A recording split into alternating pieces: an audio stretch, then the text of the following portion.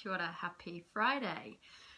So just actually sitting in the office relaxing with a cup of tea this afternoon after the lunchtime webinar. Thanks for all those that came along to that. We talked about imposter syndrome, that famous popular topic that we keep touching on, and something that often comes up when we have these conversations, when we talk about celebrating success, and you know I'm big on us celebrating our success more, is particularly in a culture like New Zealand, is but how do we celebrate our success without bragging?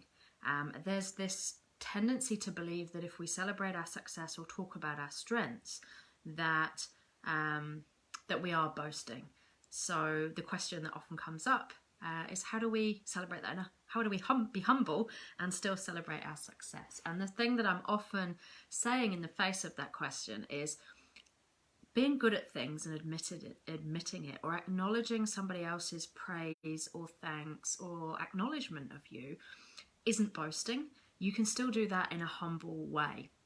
And so the advice I normally give is, if you struggle to accept praise, if you tend to wave away recognition and you feel uncomfortable in the face of accomplishments, then if all you can say is thank you, that's a really good start. And it starts to unpick this feeling like, if we've got strengths and successes, then that we must be boasting and we're not being humble, which I think is a uniquely Kiwi thing, particularly when we're in a culture where we dread being a tall poppy, and the impact our upbringing has on that piece. So I'm all for celebrating success.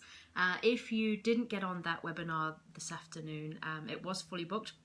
There's 150 people registered. If you, all of those people will get the recording, but if you missed out and you want the recording, then just let me know, drop me a message below and I will get that to you. So that was a bit of a taster today in advance of our next 4-week course kicks off on Monday. And we're still doing it by Zoom, even though we're not in lockdown anymore. I found that with Zoom, it's easier for people to access. There's no travel time, and it means that it's accessible outside of Wellington as well. So many more people can access that. We have now just got 2 spaces. It was 4, 2 of those are gone. We've got 2 spaces left on that. I'll pop the link in this live. So if you're keen to jump on the next 4-week online imposter syndrome course, the link will be in the live. And we look at celebrating our success and acknowledging our strengths and a whole lot of other stuff that's connected to imposter syndrome over the next 4 weeks.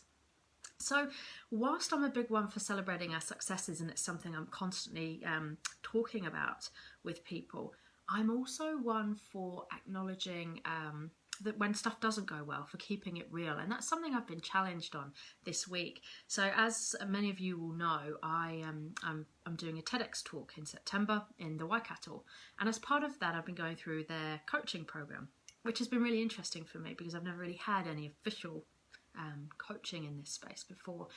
And I've spoken a lot, so I put my best stuff together and saw what they thought. And the challenge was, you need to be more vulnerable. Where's the you in this? You know, this is all the stuff you know and it's great, but where's your story? And it's an interesting question because I've written about my story a lot, but you can kind of hide behind the page when you write. When you stand up on stage and talk to people and look them in the eye, particularly when it's something like TEDx and it's recorded and it's going to be there forever for people to view, there is this tendency, particularly I'm quite a private person, to hold some of that back and not share as much of yourself. So that's been really interesting for me, because what I've realized going through that process this week is it is our personal story that makes what we say impactful. We can know so many things, but people really want to know how we know that stuff and why we know that stuff. And when we're authentic, when we're vulnerable, people connect with us and connect with our stories and what we're saying. And so that's been an interesting learning for me this week. And it's also something I've reflected on as we come to the end this week of our In Her Words Summit. It's also something that I've found there. You know, we've had over 20 inspirational Kiwi women contribute to that project, and all with very different backgrounds and very different stories, all very successful in what they do. But it's been their personal story and how they got there that's had some of the biggest feedback, and that's been the stuff that's resonated with people, as well as obviously their wisdom and top tips that they've given. So the In Her Words Summit does end today. You'll have seen the wrap-up video that's still available to watch. There is also still a special half price on the Access Pass. So the Access Pass gives you access to all the interviews forever at your own leisure, and it's half price until midnight tonight, so $49, and then it will go up. We've also got an exciting encore that hopefully I'll be able to tell you more about on Monday. So if you are disappointed that the summit's come to a close and you've been used to watching those interviews every day for the last month, then don't be disheartened. There is an exciting encore coming early next week, so stay tuned for that. And in other news, the retreat, the September retreat, the early bird ends today. That is now sold out. No more places on that. The VIP coaching program also full. So both of those things have now sold out, but I will pop a link on this live to the wait list, because there are wait lists for both of those. And if you get to the imposter syndrome course that kicks off on Monday too late and that is sold out because we've got 2 places left, there's a wait list for the next intake there as well. So hop on the wait list if you're keen to hear about the next versions of all those things that will be happening towards the end of the year.